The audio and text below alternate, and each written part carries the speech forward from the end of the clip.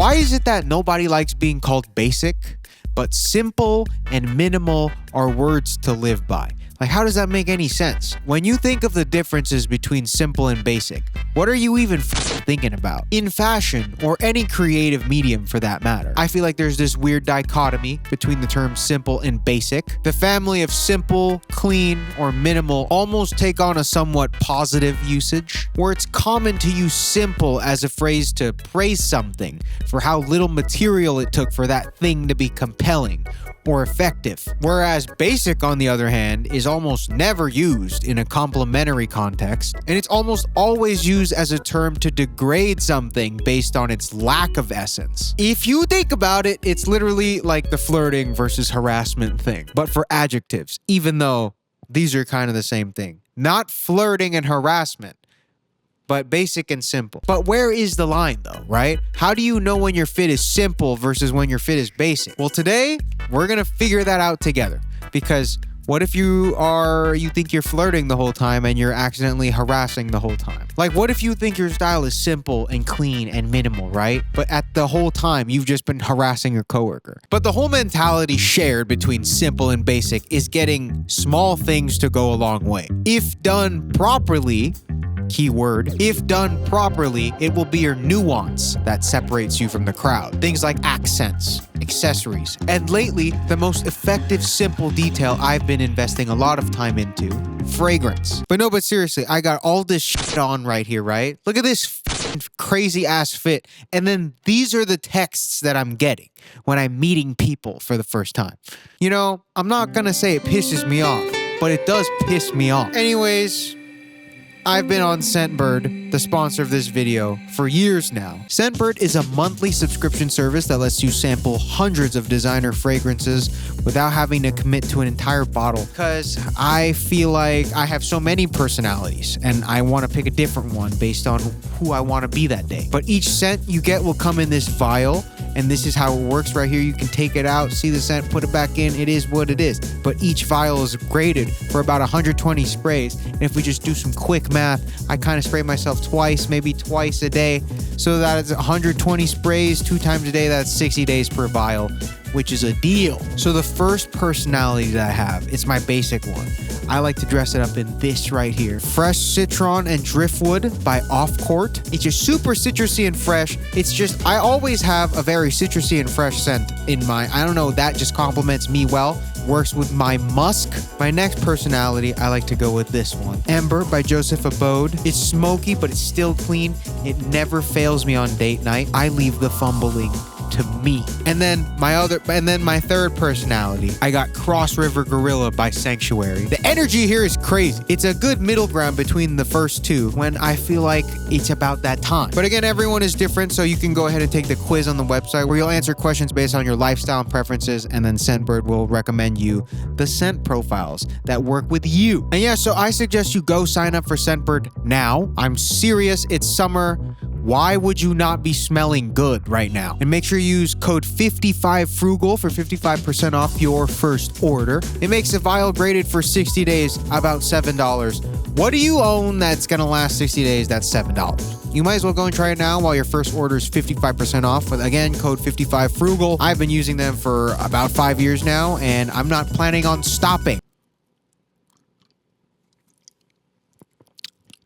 I think the real thing that separates someone from being complimented as simple and being degraded as basic is intent. When someone is complimented as simple, right? When someone's fit is complimented as simple, it's because it's almost always intended to be that way. It's always intended to be simple. The objective was simplicity and nuance. As opposed to when something is called basic, it feels like there were shortcomings that led there. Like when you see a fit like this, right? And it's called basic or boring, you know this guy did not want that. This guy somewhere out there, maybe he sees this video and he's like, wow, why did he call my fit basic or boring? No one wants that. Why would you want anyone to label your fit that? But when you see fits like this, right? Fits like this that are simple and clean. Whoa. I haven't heard that in a while. I just had the crazy... I gotta listen to that song right now. It's gonna be stuck in my head the whole video!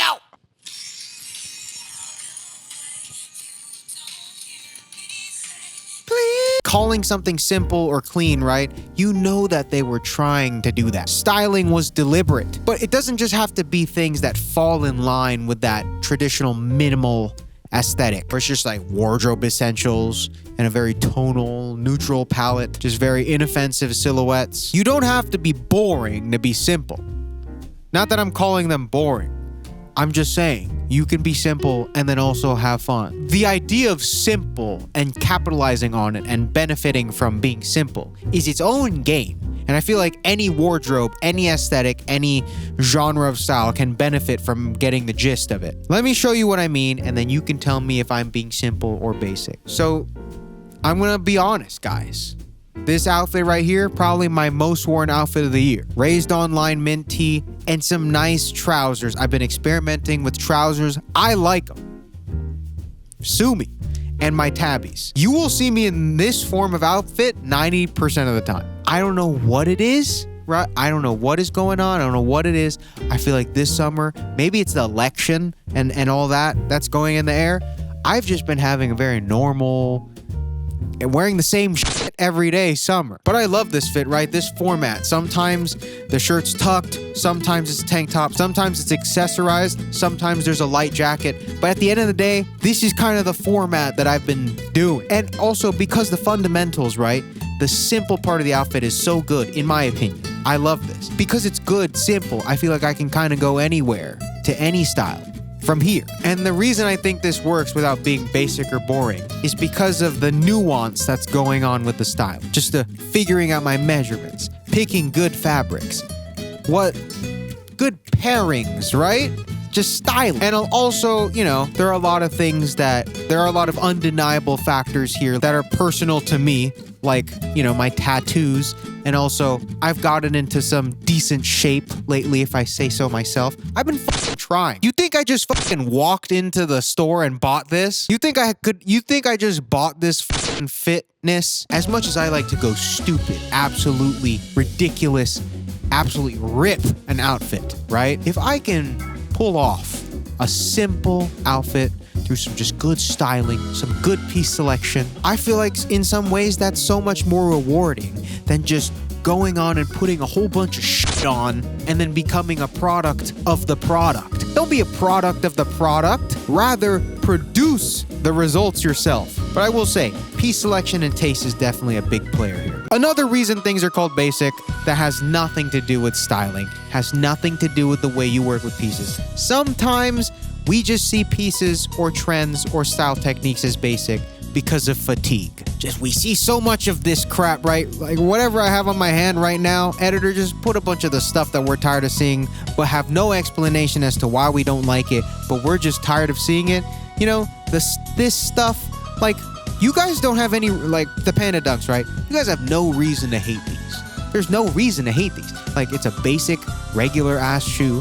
The only reason we don't like these is because we see them so much and we're fatigued.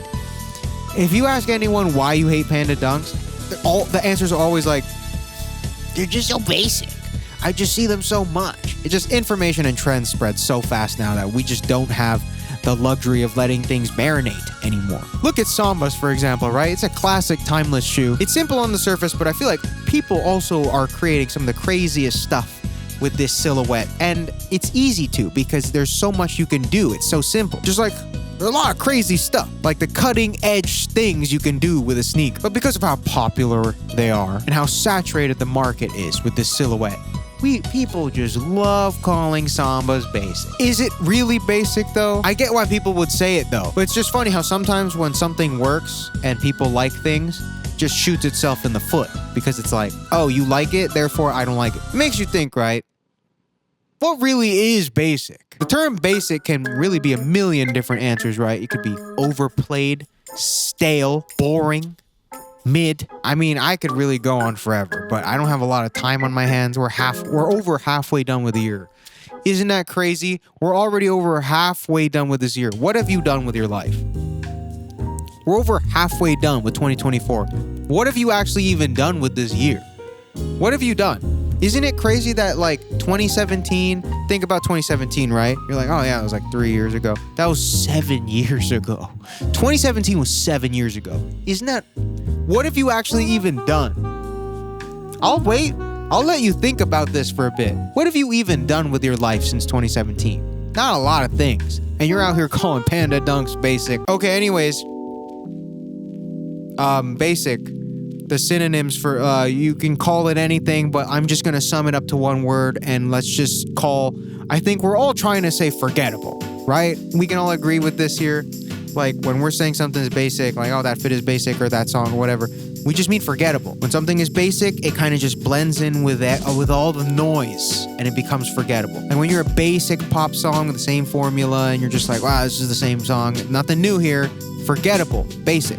When you see a movie with a basic, redundant plot, and it's not interesting, and you see everything coming from a mile away, it's forgettable, basic, it's a forgettable movie. And when you see the same type of fit a million times, it's basic, it's forgettable. So the angle I'm trying to take here, right, is just to not be basic.